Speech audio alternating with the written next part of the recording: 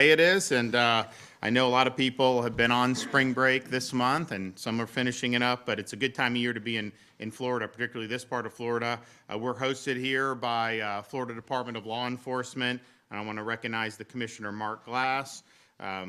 He's asked me to find a new location for them here for a long time, and obviously there's a project that may be done in this area that would help facilitate that for them as well. We have State Attorney Susie Lopez, Pinellas County Sheriff Bob Galtieri, Florida Attorney General James Uthmeyer, and the family of Missy Mogul, and that'll be one of the bills that I'm going to sign today is named after Missy. We also have a number of our state reps here from the Tampa Bay area, and you're going to hear from one of them, Representative Bernie Jocks, after we finish our comments. So we're here signing legislation to protect the public against criminals.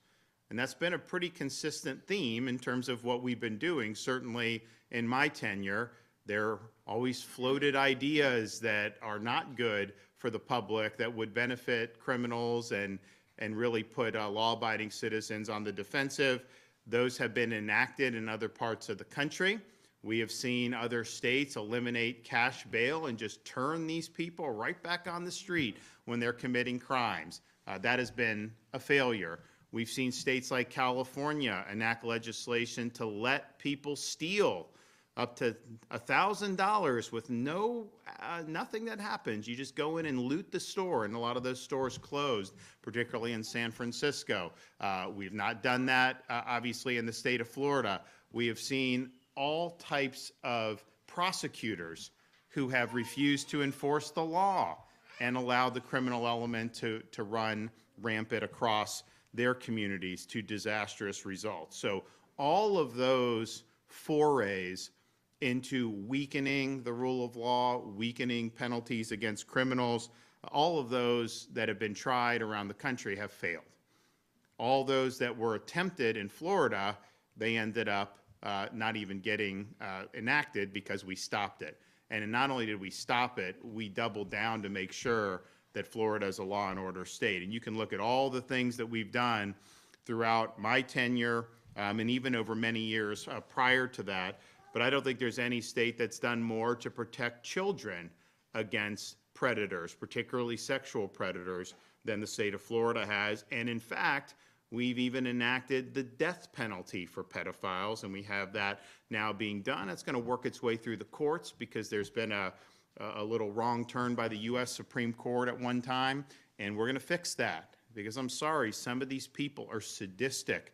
Some of these people that prey on these kids, that's the only appropriate punishment that you can have. So we're doing that. We've also done things to protect parents' rights in education, to make sure parents know what's being taught in schools and that kids aren't having an agenda jammed down their throat. And unfortunately, you have had things that have been injected or tried to be injected and have been injected in other parts of the country that are just not appropriate for minors. And that's part of an agenda. And so we've stopped that agenda. We've also made sure to strengthen registration requirements for sexual offenders. We also have established mandatory minimum prison sentences for repeat sexual offenders, and on it goes. So that has been the philosophy. That's part of the reason we have a 50-year low in the crime rate. It's part of the reason people have confidence that Florida is a place where you can live and particularly raise children and know that the folks in law enforcement, the folks in state government got your back. And we are not going to turn the criminals loose to be able to victimize you. So we have all these different things that have come to the forefront over many, many years, and I've been proud to sign great legislation over the years, and it's great. But there's always something else that unfortunately can rear its ugly head. And so Missy's laws, House Bill 445, what it does, and this shouldn't even be an issue. So you have somebody that's convicted of a crime, a serious crime. A lot of times the judge will remand them to custody, then they do a sentencing, and then the judge administers the sentence. But you don't release the convict just because you haven't done sentencing yet. Now, there's some court systems, they sentence you immediately after conviction. It's not how it's done I know in the military that's what you do. That's not necessarily how it's done in civil courts throughout the United States. So if you have somebody convicted of a serious crime, revoke their bail, send them to jail, knowing that they're going to get a sentence of imprisonment, probably very lengthy anyways. And I think most judges in Florida get that and have done it, but not all of them. So the situation with Missy, she's got this stepfather, big-time scumbag. He was convicted. First of all, he was abusing Missy. She's like 5 years old, doing all that. Really, really bad what was going on in the home. But then he gets convicted of trying to meet a 15-year-old for sex. And so he gets brought up on charges. He's out on bail. Then he gets convicted. And so this judge, what's the judge's name? Judge Tiffany Baker up in Leon County, he was convicted of attempting against a minor. That's a felony. That's a serious offense. And the prosecutors went to her. They said, Judge, this is a dangerous individual. You need to revoke the bail. Please revoke the bail. And she refused to do that. She put him out on bail pending sentence. And what happened in between that decision and the time he was sentenced? He murdered Missy. Totally preventable. A miscarriage of justice. A dereliction of judicial duty. So what this bill does is it makes sure that these types of sexual offenses mean that a judge must remand the convicted defendant to custody. We don't want to see examples. So first of all, like even suspected of this, and you can kind of see, I mean, you see some of these defendants come in and look, you innocent till proven guilty, but you look at them and some of them are like, you know, they're problems. And you know that they're problems. And just what they're brought up on charges, they've probably offended a lot more than what they're being charged with. Let's just be clear. So just in terms of protecting the public, once one of these guys are convicted, you've got to pull out all the stops to protect these kids. And this judge failed to do it. Now you will go automatically and be remanded to custody, have your sentence, and that will count towards your sentence. Obviously it will, but you won't be able to harm other children. And if we had this bill in place then, Missy would be alive today. That's just a fact. We know that. Now, I appreciate the legislature for passing this, but I will just say to my friends in the Florida House of Representatives, I don't think what you've done is enough. You have the power and you have sufficient numbers in your chamber to impeach this judge, Tiffany Baker.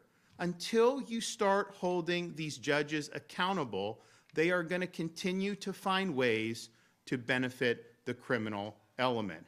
This was an outrage. This was such an easy call to make sure that this guy was put behind bars, and this judge refused to do it, knowing the risks, and the result has obviously been a tragedy. So Florida Constitution vests the House of Representatives with the ability to bring an impeachment against a circuit judge with 2/3 majority. You know, last time I checked, we've got way more than 2/3 of Republicans. Honestly, I think some Democrats would vote to impeach given what happened in this case.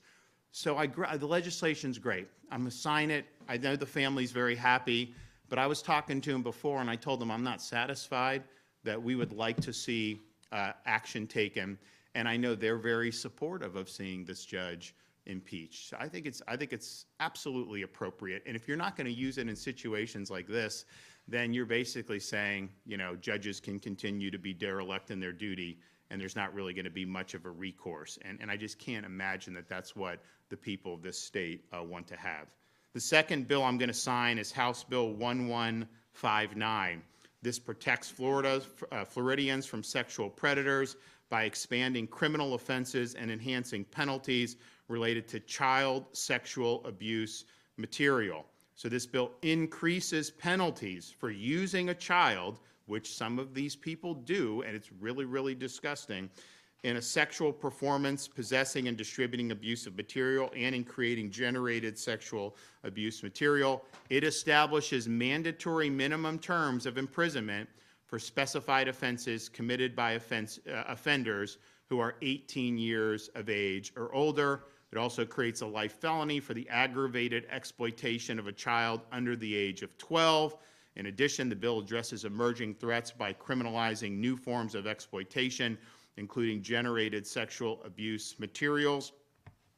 You know, unfortunately, you're going to have a reckoning with artificial intelligence. Artificial intelligence, and first of all, it's become very unpopular. You remember like a year ago, everyone was like, oh, you know, AI, we got to go all in, you know, we just need to do all this.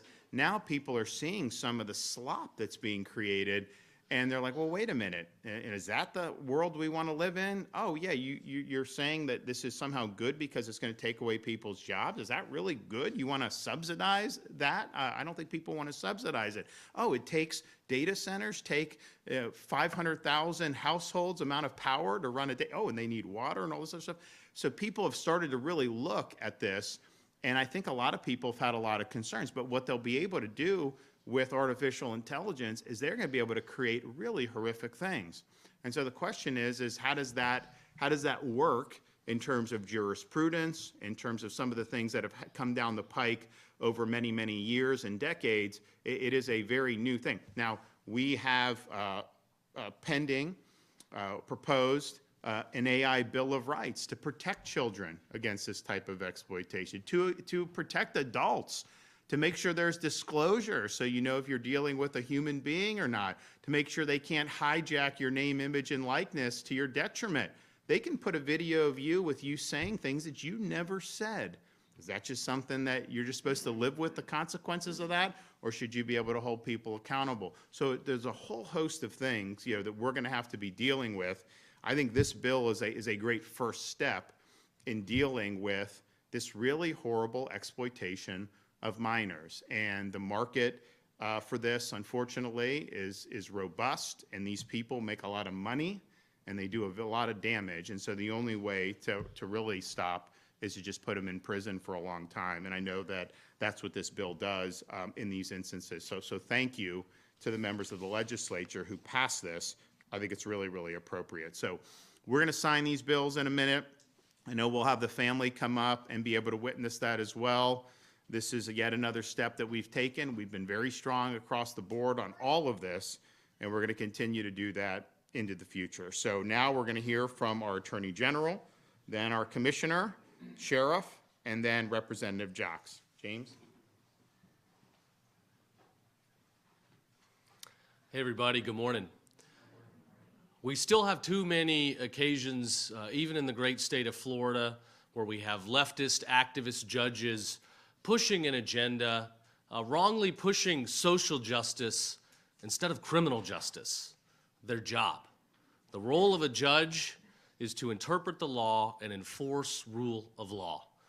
Going back to the time of the founders, they recognized the judges to truly be the least powerful branch of government, though I think all of us have seen, you know, the nature of nationwide injunctions and some of these abuses where, you know, one judge sitting in the middle of California can decide, you know, their view of the law should be imposed on the entire country. This is wrong. These abuses are wrong. The case today led to the death of a little girl, a 5-year-old girl that's no longer with us because of this reckless decision. We have to hold these judges accountable, and today is one of these steps to do that. I commend Governor DeSantis, our state law enforcement. There's no better state in the country. There's no state doing more to go after child predators and people that want to hurt our kids than our leaders in Florida. I want to thank Sheriff Galtieri and the sheriffs for having such an active role in these pieces of legislation, the legislative members for stepping up and getting this done, and sending a message here again. Stay away from our kids. If you want to lay a finger on one of our kids, if you want to exploit them, photograph them, molest and abuse them, we will come after you in Florida with everything that we've got. Over the last year, since I've been in office, we've been part of a massive record, over 1,400 child predator arrests. We have threefold the number of child predator cases that we had over a year ago. We've been able to rescue over 300 children that were previously reported missing, and we've handed down thousands of years of criminal sentence on these scumbags. And where appropriate, we have sought the death penalty, and we will keep litigating, Governor. We will take this to the Supreme Court, and we will ensure that the proper, appropriate form of justice is levied to the most heinous of crimes. So it's an honor to support our law enforcement every single day. We're blessed here in Florida. Our crime rates keep getting lower. Families are flocking here because it's safe. This is where they want to raise our kids. We won't forget that, and we'll keep fighting. God bless. Thank you.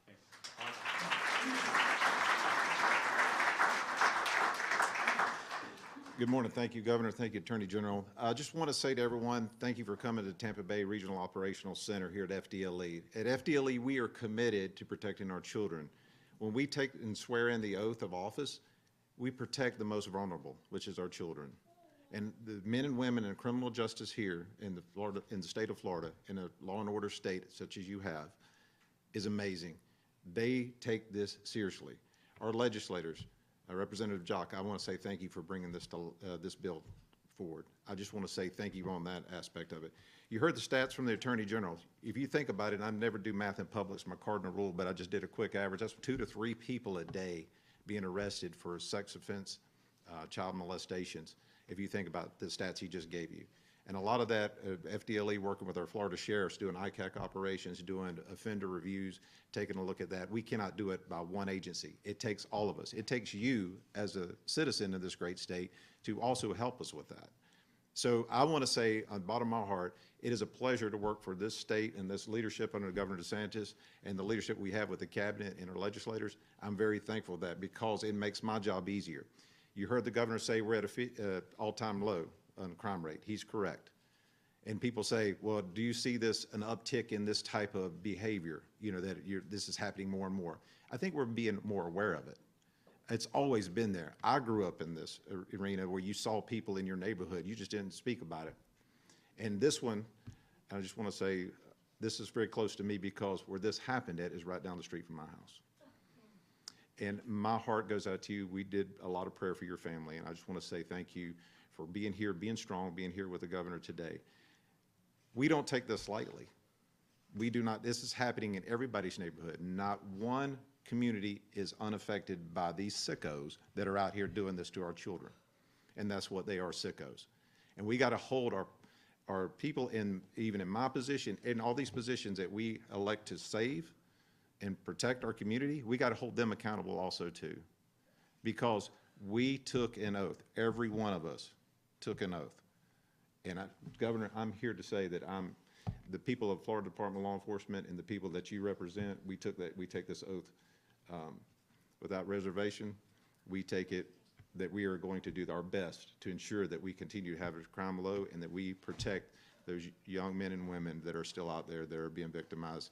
And then we have a lot of survivors in our great state, and we need to help lift them up and bring these survivors around so that way they know that we're here to support them. Thank you, Governor. Okay, Bob. Good morning. I'm Penalties County Sheriff Bob Gualtieri, and thankful, Governor, for the opportunity to be here with you this morning. The number of child sexual pornography cases has skyrocketed over the last couple of years. And one of the reasons that I believe that has occurred is because we have not had the harsh penalties needed to appropriately punish and deter this horrible conduct. Most child porn laws in Florida are at the lowest level of felony, and we have not had any laws imposing minimum mandatory sentences for doing things like having sex with 5-year-old kids. Well, the bill that the governor is going to sign here this morning changes that in the state of Florida. Some people who view or transmit child pornography could now face up to 15 years in state prison, and there'll be minimum mandatory sentences for some child pornography crimes. To illustrate the magnitude of the problem, last October, we arrested a woman in Pinellas County who was forcing her 11-year-old daughter to sexually perform in front of a camera to create child pornography in their St. Petersburg home. This woman forced her daughter to do this to satisfy the child pornography viewing urges of a 38-year-old Tampa man to whom the mother, and I use that term loosely, distributed the videos of her daughter engaged in these sex acts. The mother created at least 14 videos of her 11-year-old daughter who posed at the mother's direction and engaged in various sex acts, including bestiality with the family dog, so that this Tampa man could watch these videos. The creation, transmission, and viewing of child pornography in our community is rampant. The Pinellas County Sheriff's Office has numerous detectives who do nothing but investigate child pornography, and these detectives are backed up by a cadre of other detectives who support these investigations. These cases are the worst cases of child abuse that we have. Child pornography is gross sexual abuse of young children to satisfy adults with perverse cravings for watching kids engage in sex acts. The people who produce child pornography are a problem, no doubt. But the consumers of this crap, the predators who like watching young kids engage in sex acts and then who go online to try and meet kids to have sex with them, drive the child pornography industry. It's simple supply and demand. People don't make porn and do this to kids unless someone wants to view it.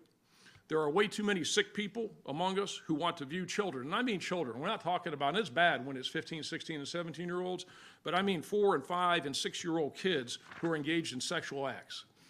In the last year alone in Pinellas County, we have arrested 188 different people on child pornography charges, and think about this number, involving 1,360 different counts of possessing or distributing child pornography. That means that there are 1,360 different incidents of mostly kids in the age of 5 to 12 years old who were engaged in sex acts to make this child pornography. And that's all for the pleasure of people, adults, who want to watch this crap. This is nuts. It ruins kids' lives. And like so much of what we deal with, it will never stop. But we can hold people more accountable. And with the action of Governor DeSantis here today, we're going to work to do that. Many thanks to Governor DeSantis for his commitment to the rule of law and signing this bill today that will, for a long time to come, ensure that Florida is doing all it can to hold child sexual predators accountable and that we are protecting Florida's children. We're also greatly appreciative of Attorney General James Uthmeyer for his unwavering commitment to protecting the children of this state, his commitment to these types of investigations and prosecutions, and ensuring that child predators are locked up. And my thanks to State Rep Bernie Jock and State Senator Jonathan Martin for responding to this problem and sponsoring a very consequential bill that will undoubtedly give law enforcement the tools we need to address this prolific problem. I also, as I close, want to recognize all of the dedicated law enforcement officers who do a very difficult job every day of investigating these child exploitation and child pornography cases, because having to watch that nonsense day in and day out is a hard job. One of those officers, Corporal Shannon Grill from the Pinellas County Sheriff's Office Crimes Against Children's Unit, is with us here today. And Shannon has conducted these investigations for years. It was instrumental in helping to draft the bill that Governor DeSantis is going to sign into law. And my thanks to Shannon for her hard work and dedication for doing a very difficult job. Thank you.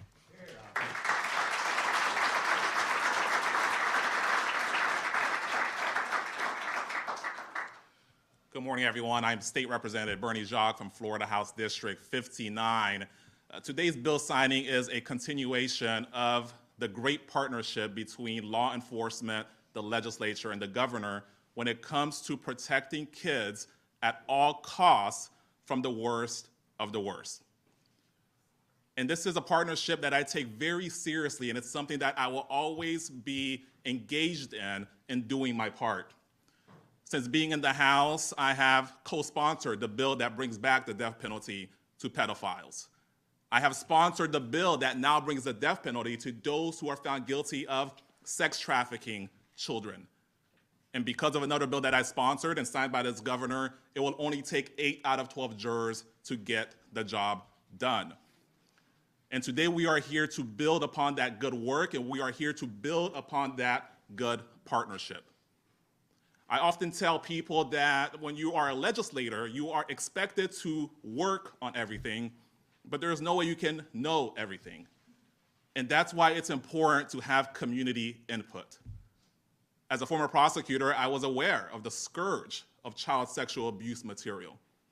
But what I did not know is how bad the problem had gotten through technology and AI. Until I received that call from Sheriff Bob Gualtieri, my sheriff, telling me the disturbing things his detectives are seeing. And he implored me that it was time for tougher penalties. Well, with the signature today, we will have those tougher penalties here in the law and order state of Florida.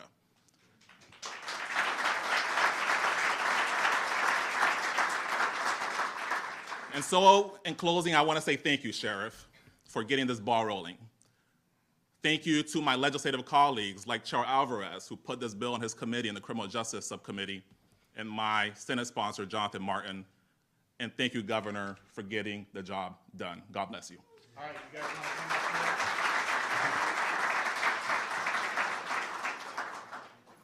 Okay. Gather around. Okay.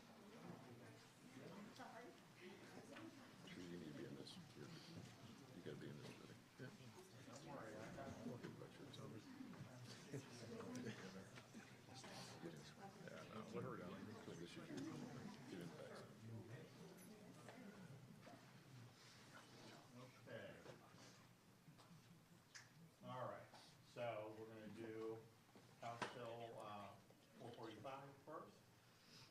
Today's date is what? 31st.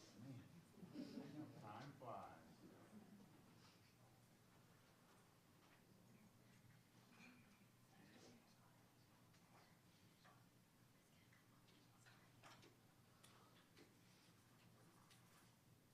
All right, one down.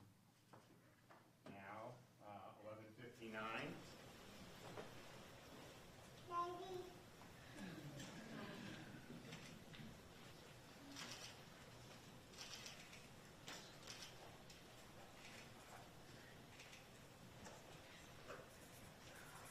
All right, who wants a pen? Okay. One right there. Anybody else? Okay, no? Anyone else? Well, no, the kids get the non-permanent.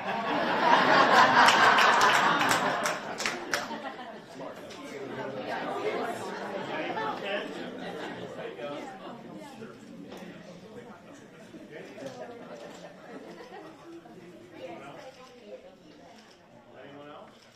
Okay. Got two more. Okay. All right. Do we have any more young children out there? Okay, all right. So we've learned over the years the permanent marker and the young kids doesn't mix well. So. All right, here we go.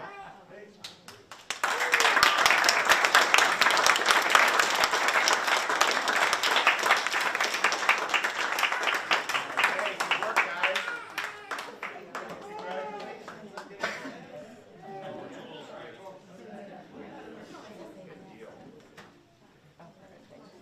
Good deal.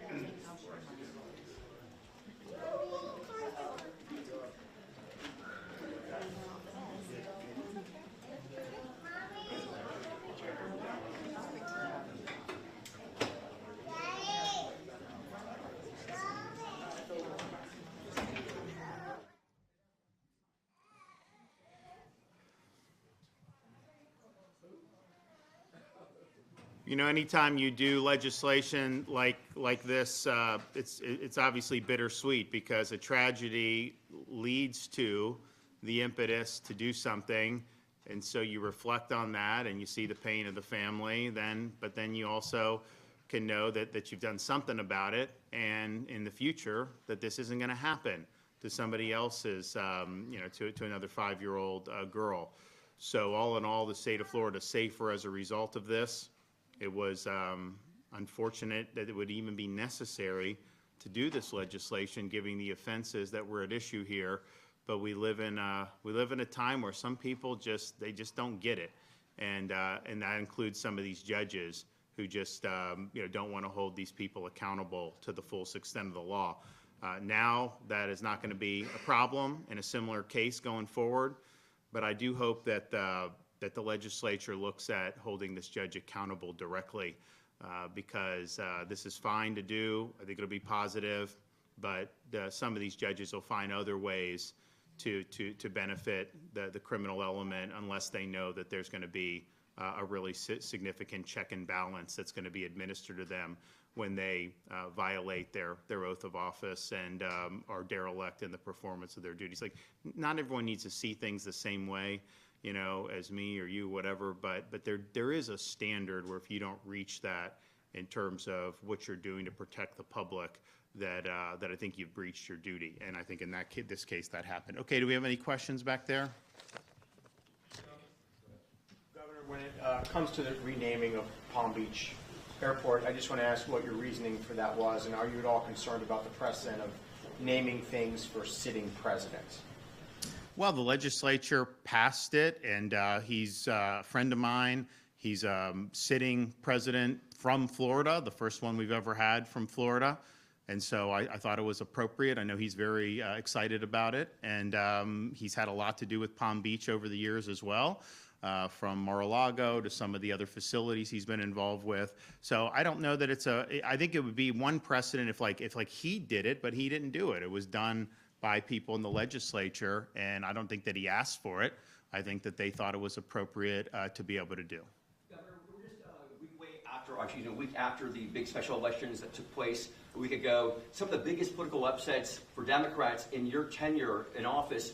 I would get more of your thoughts about that. And also, here in Hillsborough County, some people thought you should have been more involved in the race. The speculation is that you didn't really support that particular Republican. You would prefer somebody else in that race. Well, no, more involved. I was not involved at all in that race. The reality is when I get behind a candidate, I'm telling voters that this is somebody that shares my values and that shares our goals for the state of Florida. If you have a candidate that does not do that, I am not going to be supporting them, and that's what happened, you know, in that race. I mean, it's people can do what they want, but you know, when you run on one way and then you do things and take really bad votes, that's just something that I'm not going to sign up for. And so I was very clear from the beginning I was not going to be involved in that. And that's just kind of the way the cookie crumbles. But, you know, we as Republicans have shown how you win and win big. And it's substance driven, it's leadership driven, it's results driven.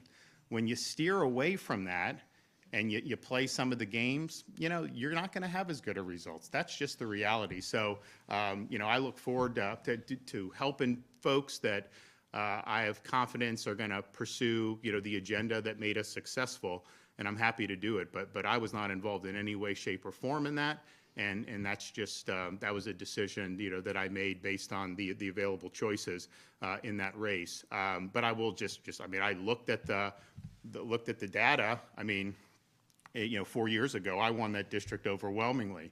This former senator won it pretty strongly too. Not an easy district for us per se, but that's just the reality. But what you saw in that is you had a 10-point Republican turnout advantage in that district and still lost the race. So to me, that tells you not only are you not doing well with independents, Republicans are voting the other way, registered Republicans, and whether that's out of protest, whether that's out of they're just maybe they're not as concerned. I don't know what goes on there, but I know if you have a 10-point advantage in your party registration, you should be able to win that election. I don't know that was a difficult election to win, you know, if you had the right formula, and you've obviously seen us have success in that race, in that particular district in the past. But, you know, that's just the way the cookie crumbles on some of this stuff. Does the administration deserve, given gas prices are now $5? You've been very big on affordability issues. When it comes to this whole policy and this whole, you know, military operation, as the president calls it, how much criticism do they deserve, given this is now directly affecting affordability? Well, look, I think that there's the thing that I've noticed that people are more sensitive about than anything else is gas prices. You will see if you have Wawa, well, now it's a lot higher, but like, you know, go back 6 weeks ago, if Wawa was at $2.89 and the Shell station was at $2.98, people would wait in line in the Wawa to be able to reach those savings. And so I do think it's something from a consumer perspective is very noticeable and very meaningful for a lot of people. I think at the end of the day, it's going to be is this the new normal, or is there just a correction back to norm? Because they were very low for most of 2025 relative to what we had had in 21, 22, and 23. And if that's the case, then I think people will pocket those savings. If it's not, then I think you're going to see that have a political impact, as we go forward. It's interesting, though. I know as Republicans, from the president all across the country, have always been very supportive of producing more of our own energy. And I think that that's something that's very smart. I think it's good. We've had some success in that. There's a lot of bureaucracy involved and red tape involved. But you now have situations where you would not be able, people were trying to say you weren't going to need oil. Remember everyone's going to have all solar, all this stuff. That was never the truth, but obviously that's not how the market has evolved. So it's very important that we have cheap, reliable sources of energy. That's been our policy here in the state of Florida. We have said we're not doing green mandates. We're not doing kind of the ESG. We want affordable and reliable, and that means natural gas. That means things that have proven to be reliable. People can use other things for sure, but we're not going to be mandating that. And I think that was the right policy then, and I think that's the right policy going forward. When does Florida plan to enact kid care expansion now that the state has dropped its lawsuit against CMS? You're going to have to ask the folks at ACA, about that. I know they're working some stuff out. We've had to do a lot of back and forth with CMS on various things. We've had to do a lot of back and forth on a lot of other things too, involving some of the federal agencies, and that's just kind of way those things go. But those folks are handling it, and I think they'll handle it well. Comment on the Democratic Party chair from Hernando being arrested for assault this weekend at a No Kings rally. Well, one, I just find the whole No Kings thing to be comical at this point. It's like, first of all, you're out there protesting incessantly. Yeah, that's probably pretty good evidence we don't got a king, right? Because, you wouldn't be allowed to do that if you had a king. Second of all, I look at some of these, and I don't know what happened in Hernando, but I know if you're out there protesting and your goal is to somehow win hearts and minds, in the state of Florida, I would not advise you wave a communist flag. I think that's probably a bad idea. I'm just saying. When it comes to redistricting with the special session set for April 20th, do you foresee having to have that moved with the state needing to redraw congressional boundaries? I don't think so. Obviously, if it doesn't get done then you'd have some window of opportunity beyond that. I think that date was set in consultation with some of the folks in the legislature. It seemed to make sense for a variety of reasons. It's not the absolute latest you can do it because our filing isn't even until I think the second week of June. So you do have some time for people to go, but I anticipate that it will be done during that week, as well as potentially some other issues. As you know, the budget has not been done. I don't know really how close they're going to do. There's going to have to be a special session to handle the budget. I don't think it's going to probably be the same week of that redistricting. I think it needs to be done sooner than that. And then you have potentially other issues like property tax to put on the ballot. You've got some other things that I think fell through the cracks that we may, I think the voters are going to want us to look at and get some results on, and no more posturing. Let's just get the job done. So I'd imagine you're going to see, normally you're done in mid March, and then they kind of go, and then that's that, right, until the election. I think you're going to see there'll be a lot of people in Tallahassee over the next probably 4 to 6 weeks. And there's a lot of things that need to be addressed. The reality is it's great to sign this bill. There's other things that we've signed. There's some other good stuff that we're going to sign. But let's just be clear, the job has not been done. Not even close that the job has been done. There's a lot more work that needs to be done. I think that most of this should have been done already. It is what it is. But we're going to make sure that we do what the people elected all of us to do and deliver those results. And that's across a whole variety of issues. Obviously, people want to see the property tax, a property tax proposal for homestead. Trust me, that will be front and center. That's going to happen. We never wanted to do it during the regular session for a variety of reasons, but that is going to be something that's going to be very, very important to a lot of people. Yes, the redistricting. Yes, the budget. Yes, there's probably a couple other issues that I think are going to need to be addressed, and some of them, you know, are kind of big standalone.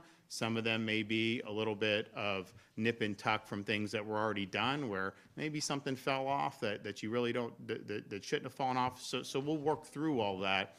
But I hope that by the end of April, all the work has been accomplished. And I think you can do it. It's just a matter of whether you want to heed the voters' call and do what's right. Okay, thanks, everybody. God bless.